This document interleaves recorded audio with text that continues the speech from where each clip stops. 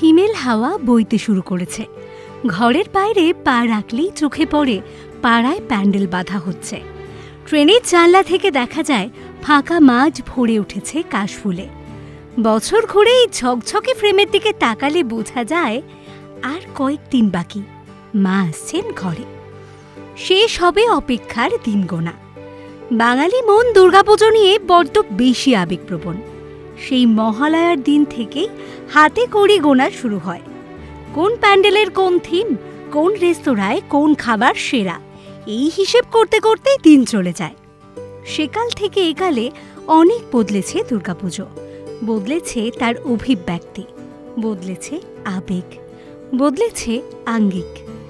এখন দুর্গাপুজোর কথা উঠলেই কোন কোন আবেগগুলি মিস করি আমরা? চলুন আজ যাই ছোটবেলার সেই দুর্গাপুজোর গপ্পে। বাড়ি ফেরার ডাক। পুজোর অপেক্ষা শেষ হয় কখন বলুন তো? যখন উমা বাড়ির উঠোনে এসে দাঁড়ায়। প্রয়োজন চাহিদা বা বেঁচে থাকার তাগিদে কত সন্তান ঘর ছাড়া থাকে বছরভর। মা অপেক্ষা করে পুজোর সময় বাড়ি ফিরবে তারা। এই বাড়ি ফেরার আবেগও বদলেছে যুগের সঙ্গে। আগেকার দিনে অপেক্ষা অনেক দীর্ঘ হতো। ডিজিটাল যুগে স্মার্টফোনের সাহায্যে খুব সহজেই ভিডিও কলে আমরা আমাদের প্রিয়জনের দেখা পাই। কিন্তু সেই সময় একটা ছোট্ট টেলিফোন কল বা চিঠি ছিল ভরসা। কেউ থাকে দেশের অন্য প্রান্তে, কেউ বা বিদেশে, নিজের ঘর নিজের মাটি থেকে বহু দূরে। যাতায়াত ছিল অনেক সময় সাপেক্ষ ব্যাপার, তাই তারা সারা বছর অপেক্ষা করত। অবশেষে বাড়ি ফেরার ডাক আসত। সারা বাড়ি প্রিয়জনদের আলোয় আলোকিত হয়ে উঠত। দেখা হতো সবার সঙ্গে। এমন ঘরে ফেরার টান এখনো কি অনুভব করে বাঙালি? পুজোর বাজার। সময়ের সঙ্গে সঙ্গে পুজোর বাজারের সংজ্ঞাও বদলেছে। অনলাইন কেনাকাটার যুগে বাড়ির বড়দের পছন্দের জামা কাপড় এখনো কি আসে ছোটদের কাছে? আগেকার দিনে বাঙালির পুজোর শপিং শুরু হতো জুতোর দোকান থেকে। পুজোর মাসখানেক বাকি থাকতেই ফি রবিবার শপ বাঙালি বাড়ির এক পুরনো ট্র্যাডিশন। তখনও পুজোর কেনাকাটাকে মানুষ শপিং বলতে শেখেনি। খবরের কাগজের পাতায় বেরোতো জুতোর ক্যাটালগ। বাড়ির সবচেয়ে ক্ষুদে সদস্য থেকে শুরু হতো পায়ের মাপ নেওয়া।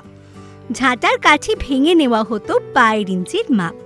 সাদা পাতার উপর পা বসিয়ে এঁকে নেওয়া হতো পায়ের ছবি। জুতোর পর আসতো জামা কেনার পালা। ৮০-৯০-এর দশকে তখনও শপিং মল দেখেনি কলকাতা।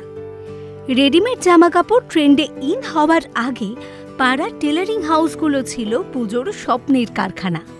বাড়িতেও দুপুরবেলা হাত মেশিন চলত ঘর ঘড়িয়ে। মা কাকিমা দিদিরা যত্ন করে বানিয়ে দিত হাল ফ্যাশনের ফ্রক। এখন বদলে যাওয়ার সময়ে এই সবই অলীক কাহিনী মনে হলেও এই গল্প মাত্র কয়েক দশক আগের অতীত। সাদামাটা মধ্যবিত্ত বাঙালি জীবনে অঢেল বৈভবের সুযোগ ছিল না, কিন্তু যৌথ যত্নের আদর ছিল অপর্যাপ্ত। ক্যাব বন্দুক। ক্যাব বন্দুকের কথা মনে পড়ে। পুজোর দিনগুলোতে কার বন্দুক কত রঙিন তার ফিরিস্তি দিতে দিতেই বাড়ির ক্ষুদে সদস্যদের ঘুম উঠত। ক্যাব কিনে না দিলে বড়দের সঙ্গে মান অভিমানও চলত তাদের। পুজোর দিনগুলিতে দুপুরের ঘুম বাদ দিয়ে লুকিয়ে লুকিয়ে ছাদে উঠে চলত ক্যাব বন্দুক ফাটানোর চল। আজ নিত্য নতুন আতশবাজির ভিড়ে মনে পড়ে সেই সঙ্গীকে। পুজোর খাওয়া দাওয়া। দুর্গাপুজোর আমেজের সঙ্গে ভোজন রসিক বাঙালির সম্পর্ক ওতপ্রোতভাবে জড়িত। পুজোর কদিন ঘরে বাইরে চলতে থাকে জমিয়ে খাওয়া দাওয়া। বর্তমান যুগের পুজোর খাওয়া দাওয়া বলতে নামি দামি রেস্তোরাঁর কথা মাথায় আসে আমাদের। কিন্তু একটা সময় ছিল যখন পুজো মানেই ছিল ৪ দিন ধরে বাড়ির তৈরি রান্না। তালিকায় পোলাও মাংস থেকে শুরু করে লুচি, ছোলার ডাল, মিষ্টান্ন সব রকমের পদ থাকত।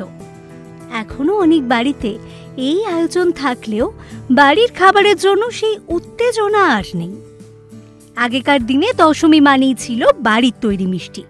দশমীর সকাল থেকেই গিন্নিরা প্রয়োজনীয় সামগ্রীর লিস্ট ধরিয়ে দিত কর্তাদের হাতে।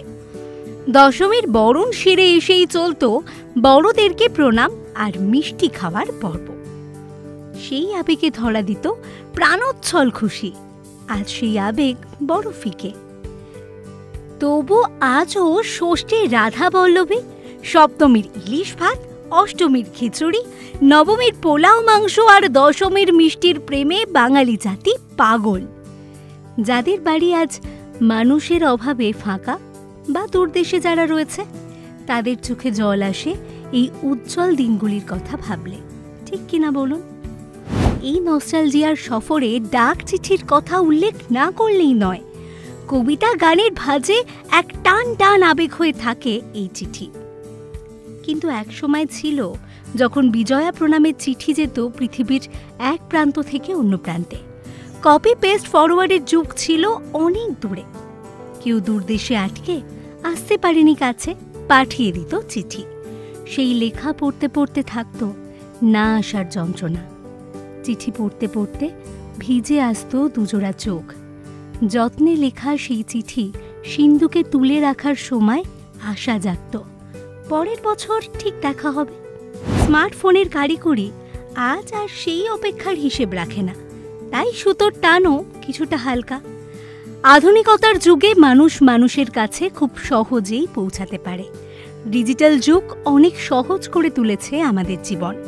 এই ভালো দিককে সম্মান জানিয়েও মনে পড়ে সেই পুরনো নস্টালজিয়া।